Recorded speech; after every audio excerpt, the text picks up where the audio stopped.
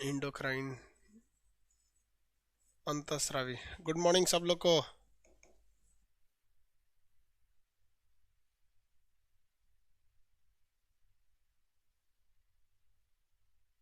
सब लोग को गुड मॉर्निंग बाबू।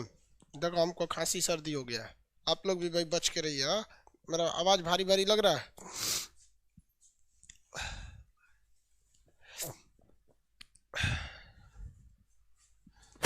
किसी को कोई दिक्कत नहीं ना? यहाँ तक समझाए थे हम आपको। चलिए अब आगे थोड़ा बता देते हैं। ये आप बताइए, बहिर्स्रावी ग्रंथि जो थी उससे क्या निकला था? इससे निकला था एंजाइम। क्या निकला था? एंजाइम। और ये ब्लड के टच में नहीं था, ब्लड के टच में नहीं था। इसमें कई सारे एंजाइम थे, जैसे जितने भी आज एंजाइम पाचन के लिए थे वो बहिर्स्रावी ग्रंथि से निकले हुए थे। आप अगर आप मोम बनाने वाले सेरुमीन ग्रंथि को देखेंगे, सेरुमीन, सेरुमीन ग्रंथि क्या करती है? कान के अंदर मोम बनाती है। सेरुमीन ग्रंथि कान के अंदर मोम बनाती है। आप अगर देखेंगे ये मोमीबियन ग्रंथि, मोमीबियन ग्रंथि आंसू बनाती है। लेक्राइमल ग्रंथि, लेक्राइमल ग्रंथि ये आंसू में क्या मिला देता है? लाइसोजाइम एंजाइम मिला देता है, जिस वजह से वो कीटाणुओं को क्या कर देता है? मार देता है।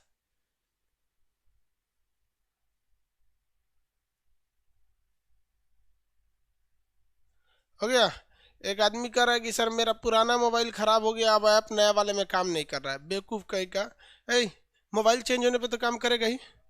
उस सेम ईमेल आईडी से लॉगिन करिएगा तब ना होगा। पता चला पुराने वाले में ईमेल आईडी दूसरा था, नए वाले में दूसरा है। हाँ, सेम ईमेल आईडी से लॉगिन करेंगे, एक मोबाइल एक ही बार चलेगा। और अगर होशियारी की है, किसी दूसरे को अपना ईमेल आईडी वगैरह दिए, बस उसी को सेव कर लेगा। इसलिए दूसरे को कभी शेयर मत कीजिएगा, नहीं तो जाइएगा चिल्लाते रह जाइएगा। देखिए, ये तो भाई बहिर्स्रावी ग्रंथि थी। अंतःस्रावी ग्रंथि से क्या निकला था? अंतःस्रावी ग्रंथि से निकला था हार्मोन। क्या निकला? हार्मोन निकला था। और ये किस में टच में हो जाता है? ब्लड से आके टच में हो जाता है। ब्लड में क्या हो जाता है? टच में हो जाता है। हार्मोन हम कई टाइप के बता दिए थे आपको, हार्मोन। चलिए आंसर देते चलिएगा। सबसे पहले हाइपोथैलेमस, हाइपोथैलेमस। ये बताइए, इसे हम अंतःस्रावी ग्रंथियों का, इसे हम क्या कहेंगे? मास्टर ग्लैंड कहेंगे या ग्रैंडफादर कहेंगे? मास्टर ग्लैंड कहते हैं या ग्रैंडफादर? आप फटाफट बताइए, हाइपोथैलेमस ग्रंथि को हम मास्टर ग्लैंड कहते हैं या ग्रैंडफादर कहेंगे? ग्रैंडफादर कहते हैं हम लोग। अब मास्टर ग्लैंड किसे कहते हैं? पिट्यूटरी ग्लैंड को। पिट्यूटरी ग्लैंड को, पिट्यूटरी ग्लैंड यानी पीयूष ग्रंथि को हम क्या कहते हैं? मास्टर ग्लैंड कहते हैं, मास्टर ग्लैंड कहते हैं। तीसरा देखिएगा, पीनियल ग्लैंड। पीनियल ग्लैंड से क्या निकलता है? Melatonin, melatonin. अब आप बताइए भाई, मेलाटोनिन हार्मोन जो है, मेलाटोनिन हार्मोन क्या करता है? आंसर दीजिए फटाफट। मेलाटोनिन हार्मोन क्या करता है?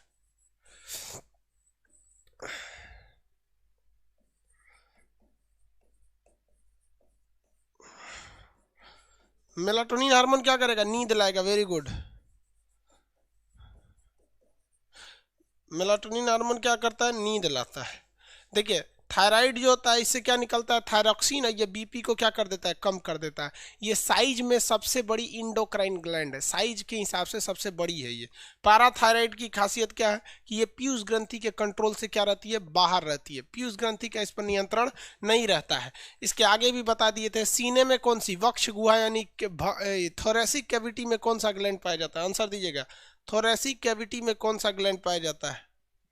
थोरेसिक कैविटी में कौन सा ग्लैंड पाया जाता है? थोरेसिक कैविटी में thymus. Very good. Thymus gland जो होता है वो 15 साल की उम्र के बाद काम नहीं करता है। थाइमस ग्लैंड का मेन काम क्या होता है? वो प्रोटीन का निर्माण करता है। और ये 15 साल की जब उम्र हो जाती है तो इससे ज़्यादा, इसके बाद वो काम करना छोड़ देता है। किसी को कोई दिक्कत है? आगे बढ़ जाए तो ये आप छठा नंबर भी समझ में आ गया होगा आपको, थाइमस। इसलिए छोटा बच्चा को देखेंगे ना, वो खाना पीना नहीं भी खाता है तो बहुत फुर्तीला रहता है, और हम लोग के अंदर थाइमस ग्लैंड काम नहीं करता है। इसके और आगे बताए थे, किडनी के ऊपर कौन सा बताए थे आप लोग को?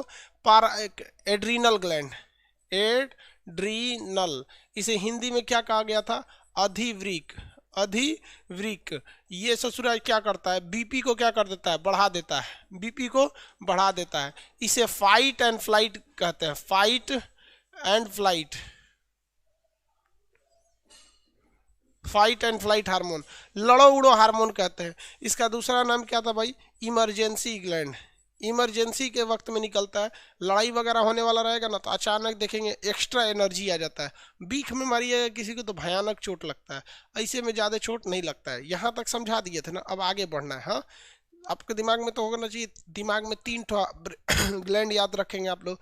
हाइपोथैलेमस दादा है, पिट्यूटरी ग्लैंड बाबूजी ये पूरे बॉडी को कंट्रोल करके रखता है, पिनियल ग्रंथि नींद लाता है, घोड़ा को सबसे ज़्यादा नींद आता है, कुत्ता में ये नहीं होता है, कुत्ता को नींद नहीं आता है, छोटे बच्चे में ज़्यादा एक्टिव रहता है, बड़े लोगों में धीरे धीरे घटने लगता है।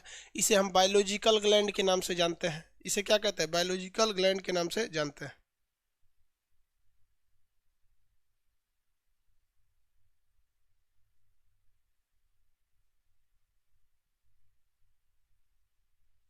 कह रहा है एक तो लड़का सा ठंडा लग रहा है। हाँ बाबू, बुढ़ौती में ठंडा बड़ी तेज लगता है। देख रहा, खांसी हो गया हमको। सर्दी खांसी होने के बाद सबसे खराब बीमारी रहता है, नाक बहने लगता है, फिर दिमाग काम करना छोड़ देता है। चलिए अब आगे हम आपको समझाते हैं। यहाँ तक हम आपको बॉडी में ग्रंथियों के बारे में कंप्लीट बता दिए थे। बताए थे कि नहीं बताए थे, आप बताइए मित्रों, बताए थे कि नहीं बताए थे, बताए थे। इमेज कहाँ गया जी ग्रंथि वाला, ग्रंथि कहाँ बताए थे हम इसमें। हाँ,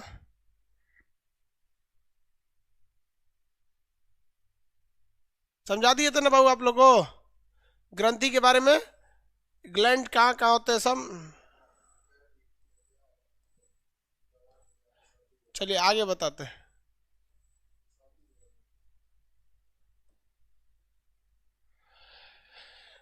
देखिए बाबू,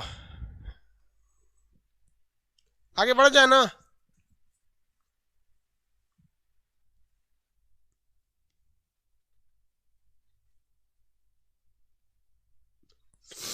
आगे देखिए, ये हमारा ब्रेन में 3 ग्लैंड हो गया। ये वाला आपका कौन सा हो गया, थायराइड और पाराथायराइड। ये क्या हो गया, थाइमस। ये हो गया आपका अधिवृक्क। क्या हो गया, अधिवृक्क। अब हम चलते हैं गोनाड ग्लैंड के बारे में। कौन सा ग्लैंड, गोनाड ग्लैंड, ध्यान से समझिएगा।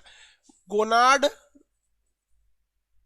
ग्लैंड, गोनाड ग्लैंड किसे कहते हैं, हिंदी में इसे कहते हैं जनन ग्रंथि, जनन ग्रंथि, जनन ग्रंथि। अब आप बताइए भाई, जनन ग्रंथि तो 2 टाइप की होगी ना, मेल होगी और फीमेल होगी, मेल और फीमेल, मेल और इधर क्या हो गया, फीमेल हो जाएगा, 2 अलग अलग हो जाएगा, किसी को कोई दिक्कत नहीं है। मेल में बताइए तो जनन ग्रंथि कौन सी थी, टेस्टिस होगी। क्या होगा, टेस्टिस। फीमेल में क्या होगी, ओवरी, फीमेल में ओवरी। अब आप एक बात पे कंफ्यूज हो जाइएगा, किस बात पे कंफ्यूज होंगे। देखिए एक बेवकूफ मोबाइल में कम यहाँ कर रहा है, किसी लड़के किसी अच्छे जानकार को मोहल्ले में मिल के कर लो ना, देखो ना उसको क्या प्रॉब्लम है, मोबाइल चेंज किया हुआ है उसका, खुल नहीं रहा है। अब बेवकूफ लंबा सा कमेंट कर रहा हो, एक से एक है सब यहाँ पर। बाबू एक चीज़ आपको पता होना चाहिए, दुनिया का जो भी चीज़ आप ऑनलाइन यूज़ करते हैं ना, वो आपके मोबाइल नंबर से नहीं चलता है, वो ईमेल आईडी पे होता है। क्यों जी, सबका तो ये ईमेल आईडी पे ही है, कोई ना कोई रजिस्टर्ड ईमेल आईडी पे। वो चेंज किया है फ़ोन, उसका खुल ही नहीं रहा है, तो अब हम आपको ले आके समझाएंगे। अरे बेवकूफ़, जाके किसी जानकार से मिल लो और मोहल्ला वगैरह में उससे कहिए ये वाला मोबाइल था, इसमें डाउनलोड कर दीजिए इसको। आगे देखिए, यहाँ पर मेल में क्या हो गया, टेस्टिस। अब आप एक चीज़ पे कंफ्यूज हो जाएंगे कि इसे टेस्टिस से तो निकलता है स्पर्म, टेस्टिस से सबको पता है क्या निकलेगा, स्पर्म निकलता है, शुक्राणु, ये पढ़ा दिए आपको, स्पर्म। और स्पर्म तो ब्लड से टच में नहीं रहता है, और जब ब्लड से टच में नहीं रहेगा तो ये बहिर्स्रावी ग्रंथि कहलाएगा। अरे भाई साहब एक बात बताइए, बहिर्स्रावी ग्रंथि के लिए केवल यही शर्त थोड़ी है कि वो ब्लड से टच नहीं होना चाहिए, वो एंजाइम भी तो होना चाहिए ना। बहिर्स्रावी की पहचान क्या है, वो एंजाइम भी होना चाहिए। तो स्पर्म कोई एंजाइम थोड़ी है और ओभम कोई एंजाइम थोड़ी है। ये अलग बात है कि ना ओभम, फीमेल का ओभम भी ब्लड से टच में नहीं रहता है, और मेल का स्पर्म भी ब्लड से टच में नहीं रहता है। लेकिन इस आधार पर कि वो ब्लड से टच में नहीं है, हम उसे बहिर्स्रावी ग्रंथि थोड़ी बोल देंगे। हमें देखना है एंजाइम निकला कि नहीं निकला। तो आप देखिए, इससे एक हार्मोन निकलता है। टेस्टिस से निकलने वाले हार्मोन का नाम बता सकते हैं आप लोग? टेस्टिस से निकलने वाले हार्मोन का नाम?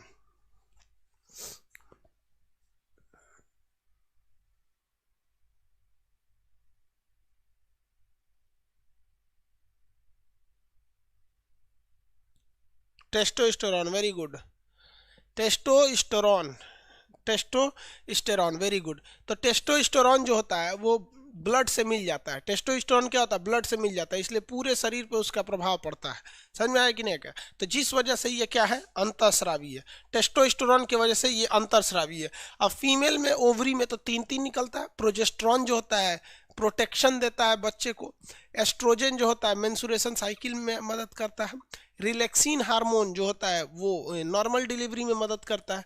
तो इसमें तो भैया स्पर्म था, इसमें अगर देखेंगे तो एस्ट्रोजन मिलेगा आपको, प्रोजेस्टेरोन मिलेगा आपको, रिलैक्सिन मिलेगा आपको। ये तीनों के तीनों हार्मोन हैं, जिस वजह से जो गोनाड ग्लैंड है, गोनाड ग्लैंड जिन्हें हम जनन ग्रंथि कहते हैं, याद रखिएगा बाबू, ये जनन ग्रंथि पूछता है। ये टेक्निकल टर्म याद रखिए, गोनाड ग्लैंड।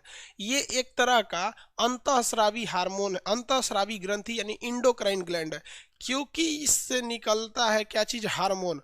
और स्पर्म जो है वो हार्मोन भी नहीं है और ना ही स्पर्म कोई एंजाइम है। स्पर्म एक तरह का सेल है, एक कोशिका है, जो अगर ओवम से मिल गया तो एक नए शरीर का निर्माण कर देगा। इतना कंफर्म हो गया आप लोग को? वरना कई लड़के तो स्पर्म, टेस्टिस का केवल स्पर्म समझ जाते कि नहीं भैया इसको कहाँ मार देना यहाँ पर। अब यहाँ पूछता है जितने भी हार्मोन है, बाबू आप ध्यान से इस बात को समझिए, जितने हार्मोन होते हैं वो प्रोटीन के बने होते हैं। हमारे शरीर में जितने हार्मोन है वो सब प्रोटीन के बने हैं, और प्रोटीन अगर नहीं रहेगा तो हार्मोन नहीं बनेंगे। लेकिन जो गोनाड ग्लैंड होते हैं, जो सेक्स हार्मोन बनाते हैं, वो प्रोटीन के नहीं बने होते हैं, बल्कि वो प्रोटीन से एक अलग टाइप का होता है। वो भी प्रोटीन की तरह होता है, अच्छे भोजन में मिलता है, जिसे कहते हैं स्टेरॉइड। स्टेरॉइड के बने होते हैं। जितने जनन हार्मोन होते हैं ये क्या प्रोटीन के बने होते हैं? नहीं। दुनिया में जो भी चीज, जो भी हार्मोन है वो सब प्रोटीन का है। लेकिन एकमात्र हार्मोन यानी गोनाड ग्लैंड से निकलने वाला सेक्स हार्मोन, जनन ग्रंथि से निकलने वाला, चाहे वो टेस्टोस्टेरोन हो, चाहे वो एस्ट्रोजन हो, प्रोजेस्टिन हो या रिलैक्सिन हो, वो प्रोटीन से नहीं मिलकर बनता है। वो किससे मिलकर बनता है? एस्टेरॉइड से। एस्टेरॉइड किससे मिलेगा भाई? तो जितने भी ड्राई फ्रूट वगैरह होते हैं, काजू किशमिश गरी छुहारा, इस सब में, तो उस सब में ये हार्मोन ज़्यादा बनते हैं। इसलिए देखिए, किसी महिला का डिलीवरी होगा तो उसको अच्छा अच्छा चीज़ दिया जाता है खाने के लिए। देहात में तो बोला जाता है अछवानी। क्या बोला जाता है जी? ए, अछवानी है ना बोला जाता है जिसका डिलीवरी होता है, तो अछवानी वगैरह खाने को दिया जाता है वहाँ पे। शहर वैसे अब सीबीएसई वाला पता नहीं कौन चीज करता होगा उसको, सीबीएसई वाला को अछवानी पता नहीं है, वो सबको सब जाके कि नहीं है क्या?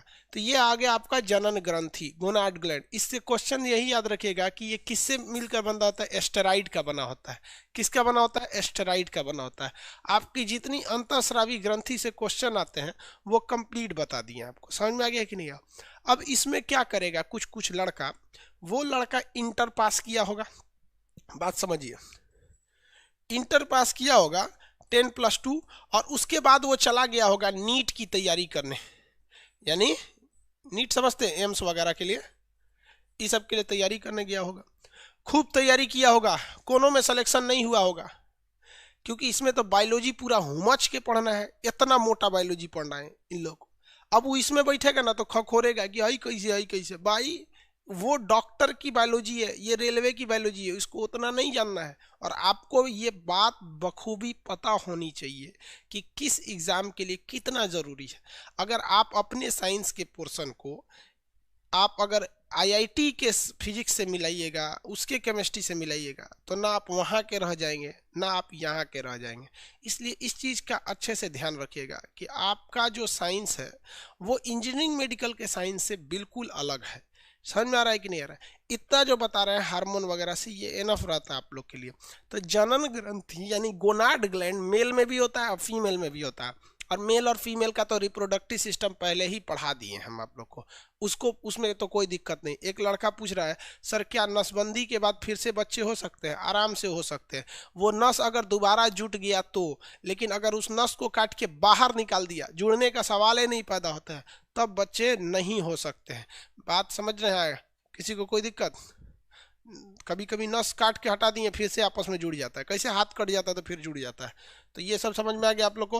अंतःस्रावी ग्रंथियों के बारे में कंप्लीट बता दिए आपको। अब हम लोग चलते हैं लोग एक और अंतःस्रावी जो ऊपर से छोड़े थे लोग। कौन सी ग्रंथि छोड़ दिए थे बताइए? तो ब्रेन की एक ग्रंथि छोड़ दिए थे, कहते उसको लास्ट में बताएंगे। समझ में आ रहा है कि नहीं आ रहा है?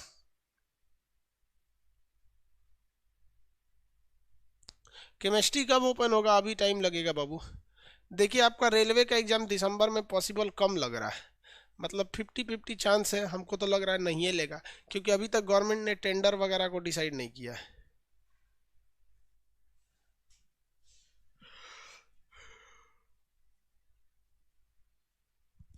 पिट्यूटरी ग्लैंड, आगे देखते हैं। पिट्यूटरी ग्लैंड ब्रेन में आता है। पिट्यूटरी ग्लैंड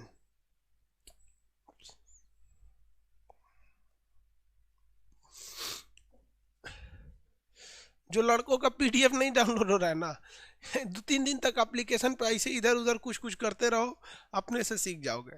प्रीवियस वीडियोस में जाओ, ऊपर एक्सरसाइज दिखा होगा, वहीं पे मिलेगा।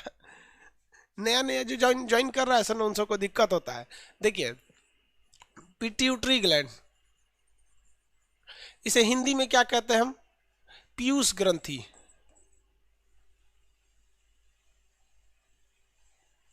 पीयूष ग्रंथि इसे हम लोग क्या कहते हैं? इसकी दो खासियत होती है। ये सबसे ससुरी छोटी होती है, छोटी ग्रंथि है। उसके बाद से क्या कहते हैं? मास्टर ग्लैंड कहते हैं। मास्टर ग्लैंड कहते हैं। समझ में आ गया? अब एक चीज ध्यान से आप समझिएगा इसको गहराई से। जो हमारा पिनियल ग्रंथि होता है ना, पिनियल ग्लैंड, ये पिट्यूटरी से भी छोटा होता है, याद रखिएगा। पिनियल ग्लैंड पिट्यूटरी ग्लैंड से भी छोटा होता है। लेकिन पिनियल ग्लैंड जो होता है, पिनियल देखिए ध्यान से, ब्रेन में, ये ब्रेन है, इसमें दो ग्रंथि है। एक है आपका पिनियल, एक है आपका पिट्यूटरी। ज्यादा छोटा पिनियल होता है, बट पिनियल ग्लैंड एक बायोलॉजिकल ग्लैंड है। ये बचपन में ज्यादा काम करेगा, बुढ़ापा में कम काम करेगा, इसका साइज वाइज ऊपर नीचे होते रहेगा। लेकिन पीयूष ग्रंथि कभी चेंज नहीं होती है। इसलिए जब भी आपसे क्वेश्चन पूछता है कि सबसे छोटी ग्लैंड, तो पिनियल दिमाग मत लगा दीजिएगा, सीधे मारिएगा कौन सा? पीयूष ग्रंथि। मास्टर ग्रंथि किसे कहते हैं? पीयूष ग्रंथि को। ये मस्तिष्क यानी जो खोपड़ी होता है, भेजा, जैसे हम लोग का ये खोपड़ी है, देखो मैं, ये हम लोग का मान लीजिए खोपड़ी, ऐसे मुंह हो गया है, मुंह हो गया यहाँ पे, ये नाक हो गया यहाँ पर। तो इसके अंदर हमारा क्या रखा हुआ है? भेजा रखा हुआ है। ये हमारा खोपड़ी का भेजा है, ऐसी ना आता है। अब इसमें ना जो पीयूष ग्रंथि पाई जाती है, ये ऊपर के हिस्से में नहीं पाई जाती है, नीचे के हिस्से में पाई जाती है।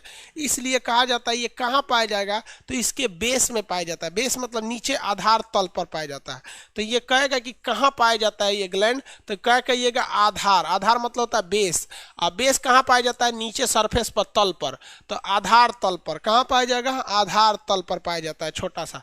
किसी को कोई दिक्कत नहीं है। ये पीयूष ग्रंथि पूरे बॉडी के कंट्रोल करती है। लेकिन एक ऐसी ग्रंथि का नाम बताइए जो इसकी बातों को इग्नोर कर देती है, पीयूष ग्रंथि के बात को इग्नोर कर देती है। तो जो पीयूष ग्रंथि के बात को इग्नोर करने वाली ग्लैंड हम पढ़ा दिए हैं, आप बताइए फटाफट। पीयूष ग्रंथि के बातों को इग्नोर करने वाला,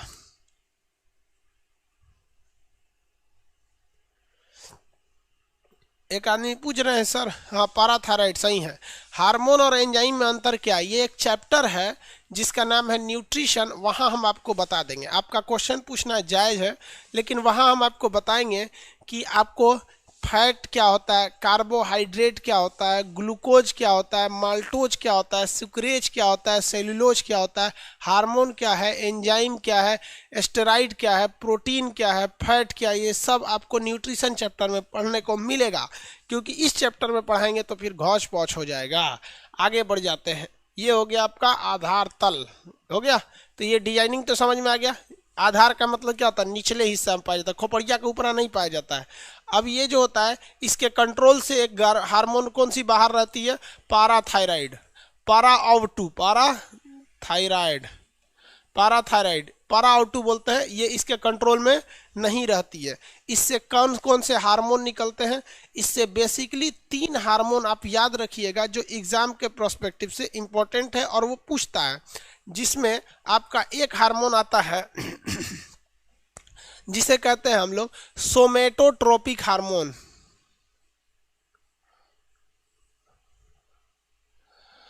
सोमेटोट्रोपिक हार्मोन शॉर्टकट लिख दिए, पीडीएफ में तो पूरा नाम लिखा ही हुआ है, देखिए सोमेटोट्रोपिक हार्मोन। इस चीज को ध्यान से समझिए। आप लोग उतना ज्यादा जल्दी कमेंट करिएगा तो पढ़ता क्या चीज है, लोग बकलोलवा खाली कमेंटे करते रहता है ऐसा। अच्छा चलिए कोई बात नहीं।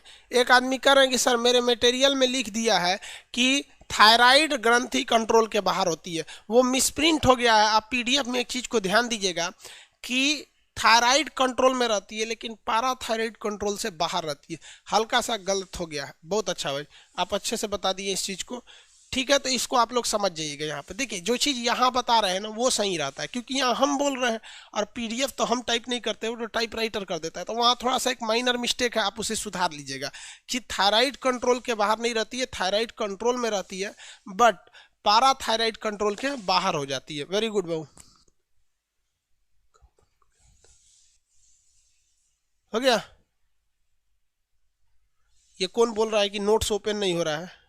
उसको कहिए कि बाबू जिसका नोट्स ओपन नहीं हो रहा है ना, अपने से कुचुर कुचुर करते रहिएगा, समझ में आ जाएगा। एक्चुअली क्या है कि बहुत से लड़कों ने कहा कि सर हम बहुत छूट गए हैं, एडमिशन कर दीजिए, ओपन कर दीजिए। तो हम कहे कि भाई दिवाली के दिन में काहे किसी का दिल तोड़ा जाए, तो दीपावली के अवसर पर हमने अलाउ कर दिया। तो नया नया आया है सब ना, तो खदखदा रहा है सब कि कहाँ हो गया, वो सोच रहा है से एक के दिन में सब हो जाएगा। भाई धीरे धीरे समझ में आएगा ना। लड़का सब इतना खचरा होता है सब, सरकार ने है जो गंदे वेबसाइट होते हैं ये सब चीज़ों को बंद कर रखा है, लेकिन फिर भी ससुरा उसको खोज के लेके चला आता है सब। जिसको पीडीएफ नहीं खोज पाता है सब, बताओ। अभी इसको कहो कि सनी लियोन का कोनो वीडियो खोज के ले, उसला प्राइवेट वीडियो खोज के ले आ देगा सब। लेकिन कह दो कि सर खान सर आपके एप्लीकेशन में नोट्स कहाँ है, ये नहीं खोज पाता है सब। समझ में आया? देखो बाबू सफलता की कहानियां बहुत सुनने को मिलेगी, लेकिन सफलता केवल एक चीज मांगता है आपसे, समय। आप अपने जिंदगी का सबसे ज्यादा टाइमिंग, दिन का सबसे ज्यादा समय किसे देते हैं, वही एरिया में आप सफल होंगे। अगर आप दिन भर में गेम खेलते हैं तो आप सफल नहीं होने वाले हैं। आप 24 घंटा में यदि 10 घंटा सोते हैं, सोने में आप सफल हो जाएंगे कुंभकर्ण के रूप में। चलिए देखिए ध्यान से, लड़का सब हंस रहा है सब। भाई उल्टा सीधा तुम लोग मुंह से निकलवाता है लोग। भाई पीडीएफ को ना हम जन्नत में ले जाके थोड़े रखे हैं, उसी में ना रखे हैं, थोड़ा इधर उधर करते रहो, देख लो मिल जाएगा। नैका लड़कन सबको थोड़ा दिक्कत होता है। चलिए आगे ध्यान दीजिए। सोमेटोट्रोपिक हार्मोन क्या होता है? सोमेटिक सेल होता है। हमारा शरीर किससे बना हुआ है? तो सोमेटिक सेल से बना हुआ है, सोमेटिक सेल से बना हुआ है। सोमेटिक सेल क्या होता है बाबू? यहां ध्यान दीजिए, ये एक नया टॉपिक है, इसको दिमाग से उतार दीजिए। ये हमारा सेल देखिए, ये है हमारा शरीर, ये 99%, 99.9% ये किससे बना हुआ है? सोमेटिक सेल से। किससे बना हुआ है? सोमेटिक सेल से। इसे हम कहते हैं कायिक कोशिका। कौन सी कोशिका? कायिक कोशिका। लेकिन जो मेल के अंदर स्पर्म है, मेल के अंदर स्पर्म एक बाल्टी थोड़े रहता है, 7 ml स्पर्म रहता है। फीमेल के अंदर जो ओवम है, तो जो स्पर्म एंड ओवम है, यानी मेल की बात करेंगे तो स्पर्म, फीमेल की बात करेंगे तो ओवम हो जाएगा। तो ये लगभग 1%, तो मान के चलिए 1%, इसको 99% मान लेते हैं, इसको 1% मान लेते हैं। ये बना होता है हमारा किससे? ये जनन कोशिका से बना होता है, गोनाड सेल से। किसे? Gonad cell. गोनाड सेल यानी जनन कोशिका से बना होता है। तो हम आपसे कह देते हैं कि हमारा शरीर किससे बना है? तो हमारा पूरा शरीर किससे बना है? तो हमारा पूरा शरीर कायिक कोशिका यानी सोमेटिक सेल से बना है। लेकिन मेल के अंदर का स्पर्म और फीमेल के अंदर का ओवम वो इस सोमेटिक सेल का नहीं बना है, वो एक स्पेशल टाइप का सेल है जो एक नए शरीर के निर्माण की क्षमता रखता है। जैसे ध्यान दीजिए, मेरी उंगली कट जाएगी, मेरी उंगली कट जाएगी, तो उंगली में कौन सी सेल है? सोमेटिक सेल है। ये उंगली क्या एक नए शरीर का निर्माण कर सकती है? नहीं। लेकिन अगर वही स्पर्म रहेगा और इसे ओवम से जाके मिला दीजिएगा तो एक नए शरीर का निर्माण कर सकता है। तो इसके अंदर केवल वृद्धि की क्षमता होती है, नए टाइप की निर्माण की क्षमता इसमें नहीं होती है। वही स्पर्म और ओवम की बात करें तो स्पर्म ओवम खुद बड़े नहीं हो सकते, लेकिन अगर ये आपस में मिल गए तो एक नए शरीर का निर्माण कर सकते हैं। तो हमारा शरीर किससे मिलकर बना है? सोमेटिक सेल से बना है। यानी हम अपने, अगर कोई मेल है तो अपने शरीर का केवल स्पर्म हटा दे तो उसका पूरा शरीर किससे बना हुआ है? सोमेटिक सेल से बना हुआ है।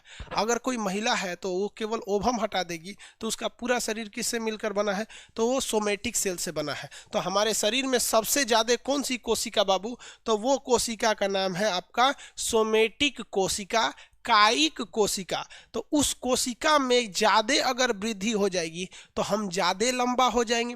और उसी सोमेटिक सेल में जो हमारा शरीर बना रहा था सोमेटिक सेल, अगर यही सोमेटिक सेल कम हो जाएगा तो हम लोग ठेमरा जाएंगे। लोग बोलते हैं कि लड़का एकदम बंठा हो गया, ठेमरिया गया है, एकदम छोटा हो गया, बौना। समझ आ गया कि नहीं आ गया? तो ये सोमेटिक सेल है। तो किसी सोमेटिक सेल अगर ज्यादा तो आप हो जाएंगे लंबा, और सोमेटिक सेल कम तो आप हो जाएंगे नाटे। तो ये सोमेटिक सेल ज्यादा बनेगा या कम बनेगा, इसको कंट्रोल करने वाला कोई चाहिए कि नहीं? जैसे गैस सिलेंडर में रेगुलेटर होता है, ज्यादा खोलेंगे तो भग भगा के जलेगा, और तनी सा छोड़ देंगे तो डिमिर डिमिर जलेगा, रेहो रेहो। समझ में आया कि नहीं आ गया? तो वही इसको कंट्रोल करता है, सोमेटिक सेल को कंट्रोल करता है सोमेटोट्रोपिक हार्मोन। कौन करता है? सोमेटोट्रोपिक हार्मोन। तो इससे कौन सा हार्मोन निकलता है? सोमेटोट्रोपिक हार्मोन, सोमेटोट्रोपिक हार्मोन। समझ में आ गया? STH ये कहाँ से निकलता है? पीयूष ग्रंथि से। तो हमारे ब्रेन का पीयूष ग्रंथि हमारे शरीर में क्या छोड़ता है? STH, और वो पूरे ब्लड से मिल जाता है और हमारे शरीर को क्या कर देता है? लंबा कर देता है। लेकिन जिसके शरीर में सोमेटोट्रोपिक हार्मोन कम रहेगा, क्या रहेगा? कम रहेगा, उसका शरीर ज्यादा नहीं बढ़ेगा। तो आपसे हम कहते हैं कि शरीर में वृद्धि यानी हाइट को, वृद्धि को नियंत्रित करता है कौन? तो सोमेटिक ट्रोपिक हार्मोन STH। अगर हमारे शरीर में STH ज्यादा तो हम बहुत लंबा, और STH अगर कम तो हम बहुत नाटे। अब आप बताइए हमारे में ना ज्यादा है ना कम है, क्योंकि हमारी जो हाइट है वो 5 फीट 7 इंच है। हम 6 फीट के हो जाते तो लंबा कहलाते, और केवल 5 फीट के रह जाते तो कहते खान सन नाटुर है। समझ में आ रहा है कि नहीं आ रहा है? तो हम किस में आ जाते हैं? लंबा में। नहीं दिख रहा है आपको? तो ये सब ऊपर बोर्ड है, बोर्ड खत्म हो जाएगा यहाँ पे। हाइट मेरा ठीक ठाक है, समझ आ गया? लेकिन एक चीज ध्यान दीजिए, जितने भी लंबाई बढ़ाने वाली दवाइयां होती हैं वो आपकी लंबाई नहीं बढ़ाती है, वो आपके ब्रेन पर असर करती हैं, और STH हार्मोन ज्यादा से ज्यादा निकालने में वो मदद करती हैं, ताकि आपका शरीर क्या हो सके? बढ़ सके। अब अगर आप गहराई से देखिएगा, जिस पर हिंदुस्तान का कोई भी व्यक्ति ध्यान नहीं दे रहा है, हमारे स्वास्थ्य मंत्री माननीय नरेंद्र मोदी जी को इस पर ध्यान देना चाहिए कि हमारे फूड चेन में कहीं ना कहीं कुछ प्रॉब्लम आ रहा है। हम जो खाना खा रहे हैं इसमें हम खेत में जो यूरिया पोटास डाल रहे हैं, इसके 2 असर पड़ रहे हैं। वो यूरिया पोटास जितने भी चीज डाल रहे हैं हम, सुपर फास्फेट, ये जड़ सोख ले रहा है और धीरे धीरे उसकी कुछ कुछ मात्रा हमारी अनाज में आ जा रहा है, और हम अनाज खा रहे हैं तो इनडायरेक्टली थोड़ी थोड़ी खाद की मात्रा हमारे शरीर में जा रहा है, और वही स्टोर होकर पथरी हो रहा है। अब ऐसा कोई मोहल्ला नहीं है जिसमें पथरी का कोई मरीज न मिलेगा, हर गांव में आपको पथरी के मरीज मिलेंगे। क्यों? क्योंकि हम अपने फूड चेन में ये सब का डाल रहे हैं। दूसरा, कहीं ना कहीं इस फूड चेन का असर लड़कियों पर देखने को मिल रहा है। अब अगर आप ध्यान दीजिएगा तो नेक्स्ट जनरेशन जो अभी की पीढ़ी की लड़कियां हो रही हैं उनकी हाइट घटते जा रही है, जिसपे कोई ध्यान नहीं दे रहा है। अब ये एक फूड चेन का डिस्टर्बेंस है, हाइट घट रहा है और चश्मा लगने की समस्या आप नॉर्मल हो गई है। आप बिलीव कीजिए कि मेरे ऊपर 8 ट्यूब लाइट है सर, 8 लाइट है सर। यहाँ पे ऊपर देखेंगे ना तो आंख चमक जाएगा, नीचे में लाइट लगा हुआ रहता है, नीचे में इतनी तेज रोशनी वाला होता है, फिर भी हमें चश्मा नहीं लगाना होता, इतना तेज ये रोशनी इधर से करता है। चारों ओर मेरे लाइट है, नीचे का लाइट देखिएगा ना तो आप नहीं देख पाइएगा इस लाइट के ऊपर। रुकिए दिखाते हैं आपको, दिख रहा है? इतना भयानक हमारे चेहरा पे मारता है। फिर भी हम क्या है? हम तो भाई पुराने जमाना का आदमी है, आजे के बने हैं हम, बहुत पुराना। ओकरे पे देख लिया, अखिए चौंधी आ गया। तो हम लोग का रोशनी आज भी है। इतना उम्र हो गया, अब हम लोग बुढ़ापा के कगार पे, कितना साल और चलेगा आदमी, 7-8 साल और जिएगा, कितना बुढ़ा गया आदमी अब। तो इस उम्र में भी आंख नाक कान सब बढ़िया है, लेकिन आने वाली पीढ़ियों को देख रहे हैं बहुत डिस्टरबेंस हो रहा है। हम तो दिक्कत में ये हैं कि ससुरा अगर मान लीजिए कि लड़की की हाइट क्या हो गई, घट गई, लड़की की हाइट घट गई, छोटिया घट गई, लेकिन ससुरा छोटुआ का हाइटवा लंबा रहेगा तो बहुते दिक्कत हो जाएगा। अब मान लीजिए हमारी हाइट 5 फीट 7 इंच है, हमारा मेहरारू मिल जाएगी 4 फीट की पत्नी, तो इतनी चुकी रहेगी। अब वो खाना खाई कि नहीं खाई बड़ी दिक्कत हो जाएगा, पूछना पड़ेगा मैडम खाना खा ली है, तो कहेगी हाँ खा ली है। अरे सचरी कहीं कि इतनी चुकी हो जाएगी तो गोदी में लेके ना घूमेंगे, कोई कहेगा कौन है, तो खान सर उनकी मेहरारू है गोदी में घूम रही। हाइट घटते जा रहा है, ये एक बहुत बड़ी समस्या है, इस पे कोई ध्यान नहीं दे रहा है। अब हम क्या करेंगे, पढ़ाई की समस्या पे ध्यान दें, हम बोलेंगे तो सब कहेगा मास्टर साहब पगला गए लोग। चलिए ध्यान देते हैं। तो पहला हार्मोन कौन सा निकला था इसमें, पिट्यूटरी ग्लैंड से पहला हार्मोन STH, सोमेटोट्रोपिक हार्मोन। इसी को थोड़ा टेढ़ा मेढ़ा कर दीजिएगा ना तो थोड़ा एक अलग हार्मोन बन जाता है जिसे कहते हैं TSH। देखिए इसी को थोड़ा बड़ा करें, थायरोक्सिन स्टिमुलेटिंग हार्मोन। क्या कहेंगे, थायरोक्सिन स्टिमुलेटिंग हार्मोन हो गया। एक कर है कि सर मेरा स्टोन हर साल हो जाता है, तो इलाज करा ले बबुआ। हर साल स्टोन हो जाता है तो प्रॉब्लम है, दर्द करता है। कैल्शियम ऑक्जिलेट का बना होता है स्टोन, पढ़ा दिए थे आप लोग को, कैल्शियम ऑक्जिलेट का बना होता है स्टोन। देखिए STH क्या होता है, STH हार्मोन ये क्या करता है, ये थायराइड को मदद करता है, थायराइड।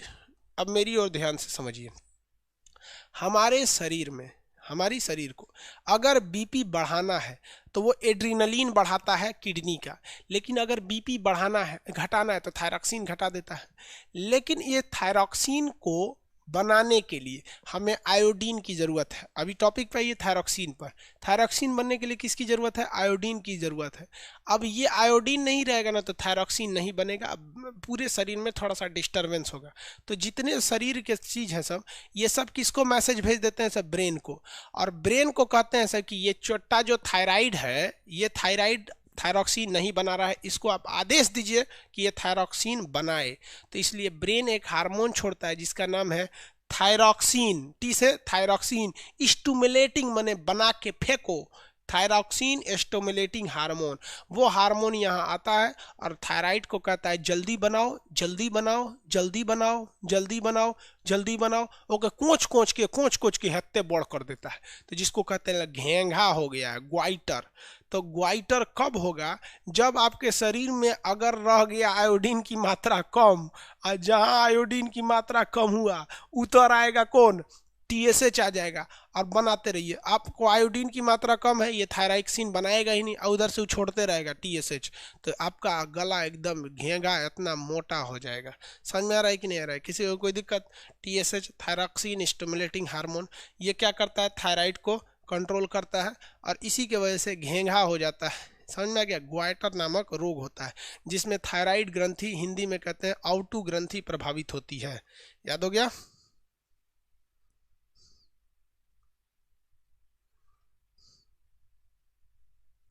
आगे बढ़े, किसी को कोई दिक्कत नहीं। एक आदमी का कहना है कि सर ओवम ब्लड से टच नहीं होता है तो मेंस्ट्रुएशन साइकिल में ब्लीडिंग क्यों आती है। ब्लड नहीं रहता है, वो मरे हुए सेल रहते हैं सब। जो मेंस्ट्रुएशन साइकिल फीमेल का जो पीरियड्स होते हैं वो ब्लड थोड़ी है, वो मरे हुए सेल हैं सब, मर गए हैं सब, वो सेल कोशिका क्या हो गए हैं सब, सेल हो गए हैं सब, वरना ब्लड नस फाड़ के बाहर कहाँ से चला आएगा। समझ में आ गया कि नहीं आ गया, किसी को कोई दिक्कत। ब्लड नहीं रहता है बाबू, हर लाल चीज ब्लड थोड़े हो जाएगा। चलिए ध्यान दीजिए, ब्लीडिंग नहीं रहती है, वो क्या रहता है भाई, वो होता है आपका मरे हुए सेल रहते हैं सब, तो मरे हुए कोशिका रहते हैं सब सोमेटिक सेल में। आगे देखिए बाबू, तीसरा जो हार्मोन होता है लेक्टोजेनिक हार्मोन। तीसरा इससे कौन सा हार्मोन निकलता है, लेक्टोजेनिक हार्मोन, लेक्टोजेनिक LTH, लेक्टोजेनिक हार्मोन, LT से हो जाता है लेक्टोजेनिक हार्मोन। लेक्टोजेनिक हार्मोन ये दूध की मात्रा को निर्धारित करता है, मिल्क को, ध्यान से समझिएगा, मिल्क को निर्धारित करता है। मिल्क जो होता है वो बनता कहाँ है, तो फीमेल के, मादा के स्तन में बनता है, स्तन ग्रंथि में क्या बनता है, मिल्क बनता है। लेकिन उस दूध के अंदर कैल्शियम की मात्रा कितनी रहनी चाहिए, फास्फोरस कितना रहना चाहिए, आयरन कितना रहना चाहिए, या मिल्क कितना बनना चाहिए, ज़्यादा बनना चाहिए या कम बनना चाहिए, ये टोटली डिपेंड करता है कौन सा LTH हार्मोन जो ब्रेन में बनता है। तो कुछ लोग आंसर इतना भयानक गलती देते हैं, कहता है कि दूध का निर्माण कहाँ होता है, तो लिख देता है स्तन ग्रंथि। भाई साहब, इसको नियंत्रित करता है वो, ध्यान से देखिए, दूध का निर्माण तो स्तन ग्रंथि में, लेकिन दूध के निर्माण को कंट्रोल करता है, तो कंट्रोल करने का काम कौन करता है, पिट्यूटरी ग्लैंड। कौन करेगा, पिट्यूटरी ग्लैंड। पिट्यूटरी ग्लैंड किस हार्मोन से कंट्रोल करता है, तो वो कंट्रोल करता है लैक्टोजेनिक हार्मोन से। इसीलिए हमेशा जो भी महिलाएं होती हैं, आप लोग के संपर्क में अगर कोई हो तो ध्यान दीजिएगा, आगे जाके आप भी बाप बनेंगे, बहुत कम चांस है कि आपको उतना पढ़ल लिखल महिला मिले, क्योंकि आज भी शिक्षा बहुत, महिलाओं को उतनी शिक्षा नहीं मिल रही है। तो पढ़ी लिखी मिल गई तो जिंदगी स्वर्ग हो जाएगा, नहीं तो नरक तो यहीं देखेंगे। तो ये ध्यान दीजिएगा कि जब कोई माँ अपने बच्चे को दूध पिलाती है तो उसका रीढ़ की हड्डी सीधी होनी चाहिए, एकदम सीधा, ताकि स्पाइनल कॉर्ड और ब्रेन मिला रहे। रीढ़ की हड्डी सीधा रहेगा ना, तो स्पाइनल कॉर्ड और ब्रेन क्या रहेगा, मिला हुआ रहेगा। तो पीयूष ग्रंथि अच्छा से काम करेगा, उस माँ के शरीर में जो दूध बन रहा है उसमें एकदम कंट्रोल करेगा, फास्फोरस, कैल्शियम, सोडियम, ये सब जाएगा। और सोडियम बच्चे के दिमाग के लिए जरूरी है। तो शुरुआत के 6 महीना बच्चा केवल दूध पीता है, क्या करता है, केवल दूध पीता है। तो अब उसी के समय में उसको तो केवल दूध चला गया, ब्रेन अब इसीलिए कभी भी जो महिला होती है जब वो बच्चे को दूध पिलाए तो रीढ़ की हड्डी एकदम सीधा होनी चाहिए, जिस तरह योगा में कैसे बैठते हैं उस तरह। और महिला को दूध पिलाते समय कमरे में अकेले रहना चाहिए, कंसंट्रेट, जिस तरह से पूजा करते हैं ना, पूरा ध्यान लगा के उस तरह से बच्चे को दूध पिलाना चाहिए, वो बच्चा स्वस्थ होगा। वरना अगर माँ जो है बतियाइयो रही है, ना सब्जी काट रही है, ना लड़का पी रहा है, पी रहे बाबू पी रहे, तो वही भोदा हो जाता है सब। तो माँ के दूध का मतलब फुली कंसंट्रेट होना चाहिए और बात उत नहीं करना चाहिए, एकदम स्ट्रेट रहना चाहिए यहाँ पर, तब उस बच्चे के शरीर में पूरा प्रोटीन जाता है। आप अगर इसको विश्वास नहीं कीजिएगा ना तो देखिएगा, गाय जो होती है उसका डायरेक्ट दूध दूहने लगेंगे ना तो दूध को छुपा लेती है और दूध उस अच्छा भी नहीं होता। इसलिए क्या करते हैं लोग, पहले उसके बछड़वा को पिला देते हैं।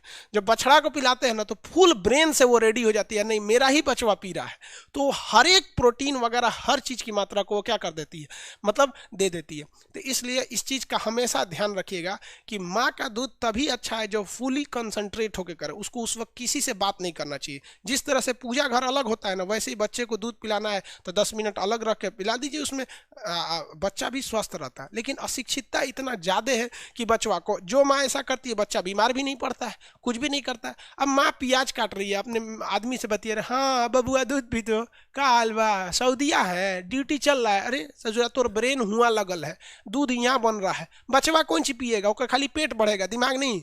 समझ में आ रहा है कि नहीं आ रहा है, किसी को कोई दिक्कत नहीं, आगे बढ़ते हैं। ये हो गया आपका TSH। लेकिन गाय भैंस में लोग इतना ध्यान थोड़ी देता है, तो गाय भैंस को एक इंजेक्शन लगा दिया जाता है जिसके कहते हैं ऑक्सीटोसिन हार्मोन का इंजेक्शन। कौन सा, ऑक्सीटोसिन। ऑक्सीटोसिन, अगर आप ये ऑक्सीटोसिन हार्मोन का इंजेक्शन किसी गाय को लगा देते हैं उसके थन में, तो वो गाय दूध को बचा नहीं सकती है, पूरे दूध को उसे बाहर निकालना पड़ेगा। तो देखते होंगे ना, खास करके हम तो पटना ऑफलाइन पढ़ाते हैं, अत्याचार देखते हैं गायों पे ना, तो पता नहीं क्यों कभी कभी ऐसा लगता है कि साले ये कसाई से ज़्यादा खराब ये है। दिन भर छोड़ देंगे सड़क पर, अब वो प्लास्टिक खा के मरे, कोई उसको मारे, एक्सीडेंट हो जाए, टेम्पू में लड़े, जीप में लड़े, कुछ भी लड़े, कोई मतलब नहीं, उसे छोड़ दिया वहां पे। और बेचारी गाय इतनी सीधी होती है कि दिन भर इधर उधर खाती है और शाम को अपने मालिक के पास चले आती है। वो मालिक, अरे मालिक है उसके, इंजेक्शन निकालेंगे ऑक्सीटोसिन का और लगा देंगे उसको थन में, और इतना मोटा इंजेक्शन होता है, थन में लगा देंगे वहां पे और छोड़ देंगे बस 1 मिनट। जहां 1 मिनट छोड़े पूरा दूध उसका आ जाएगा, ब्रेन से कंट्रोल खत्म हो जाएगा, सारा दूध निकाल लेगा और उसके बाद बच्चा को पीने को दे देगा। भाई बच्चा के लिए बचा क्या है, एकदम हरकट हो जाता है। और ऐसी गाय क्या होती है, बीमार पड़ जाती हैं। ऑक्सीटोसिन हार्मोन लगा देंगे तो गाय 2 से 3 साल ही जिंदा रहती है, अदर उसके बाद वो मरने लगती है। तो वो वाले लोग जाके कसाई खाने में बेच देते हैं। क्योंकि उन्हें पता है कि यहां हम रखेंगे तो हमें घाटा लगेगा। चंद पैसों के लिए वो कसाई खाने में बेच देते हैं, तब उनका वो प्रेम कहाँ चला गया कि गाय हमारी माता है। चंद पैसों के लिए वो कसाई को बेचते हैं और चंद पैसों के लिए वो कसाई उसे काट देता है। तब तक गुनाह नहीं है जब तक बेचा जा रहा है, लेकिन गुनाह तब चालू हो जाता है जैसे काट दिया है। तो यहां पर भी गलती है, हमें कसाई को बेचने तक से पहले ही रोकनी चाहिए गाय को, क्योंकि अब मजबूरी भी है ना कि गाय पालता कौन है, बात समझो बाबू। गाय पालेगा कौन? गरीब आदमी, ज्यादातर लोग। अब अमीर आदमी शौकिया पालते हैं वहां पे। अब उस बेचारे को अपनी बूढ़ी माँ को इलाज कराने के लिए पैसा नहीं है, वो गाय को कहाँ से रख पाएगा यहाँ पे? तो ये बड़ी समस्या हो जाती है। तो सरकार ने इस चीज को देखते हुए ऑक्सीटोसिन पर क्या किया हुआ है, रोक लगाया हुआ है। लेकिन हम आपको कहते हैं कि आप अपने शहर में होंगे, दिल्ली वगैरह का तो हम गौशाला देखे नहीं है, लेकिन पटना के किसी सड़क पे चले जाइएगा, पटना में दूध कैसे दिया जाता है ना, गाय को साथ लाता है सर, 1 लीटर चाहिए वहीं खड़ा करेगा सो और दूध के दे देता है सर, ऑक्सीटोसिन से निकाल के।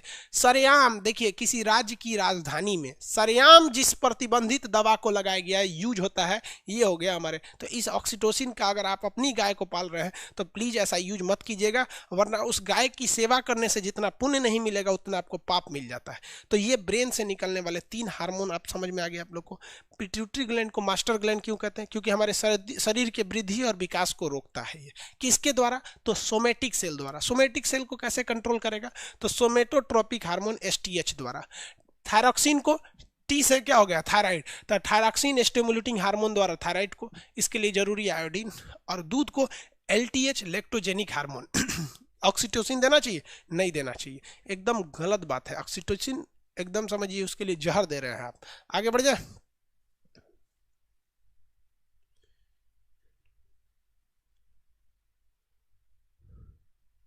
अजीत कुमार जी, आपको आज याद आ रहा है मेंसुरेशन साइकिल? जब पढ़ा रहे थे तब नहीं समझ में आ रहा था, रिप्रोडक्टिव सिस्टम खत्म हो गया तब पूछता है। प्रीवियस क्लास है, रिकॉर्ड करके देख लो, पीछे जाके प्रीवियस क्लास में देख लीजिएगा। जब पढ़ा रहे थे तो सुतल था सब।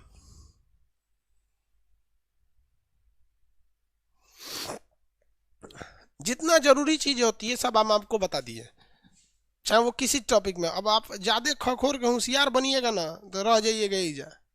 चलिए बाबू, अब हम आपको टोटली ग्लैंड के बारे में बता दिए। गोनाड ग्लैंड किसे कहते हैं? जनन ग्रंथियों को कहते हैं। तो आपका अंतःस्रावी और बहिःस्रावी दोनों कंप्लीट हो गया। ब्रेन में 3 अंतःस्रावी थे, सब तीनों का नाम बताएंगे। पहला था आपका दादा हाइपोथैलेमस, दूसरा बाप या मास्टर ग्लैंड पिट्यूटरी ग्लैंड, तीसरा क्या था आपका ब्रेन में? तीसरा था पीनियल ग्रंथि। कौन था? पीनियल ग्रंथि। यहाँ देखिए, ये क्या है? यहाँ 2 ग्रंथि मिलेगी। कौन कौन? थायराइड और पाराथायराइड। यहाँ पर थाइमस ग्रंथि मिलेगी। यहाँ पर आपको क्या मिलेगा भाई? एड्रिनल ग्रंथि मिलेगी। ओवम है, अगर महिला है तो पेट में उसके क्या मिल जाएगा? ओवरी मिल जाएगा। और मेल है तो टेस्टिस मिल जाएगा। ये सारी ग्रंथि कैसी थी? अंतःस्रावी ग्रंथि थी। कैसी ग्रंथि? अंतःस्रावी ग्रंथि।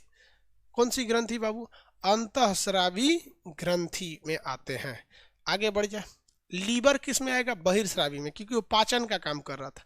लीवर किसका काम करता है? पाचन का। तो देखिए, अगर हम बात करेंगे बहिर्स्रावी की, बहिर्स्रावी को कहते हैं एक्सोक्राइन।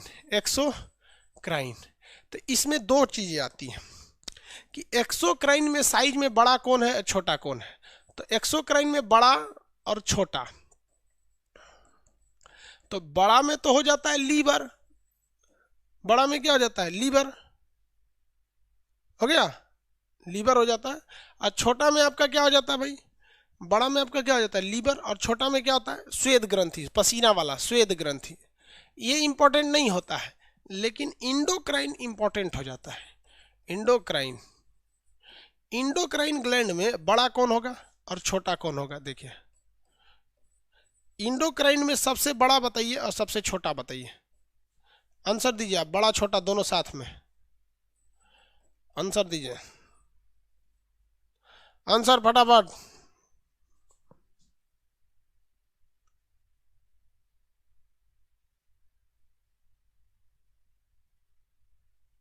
हो गया?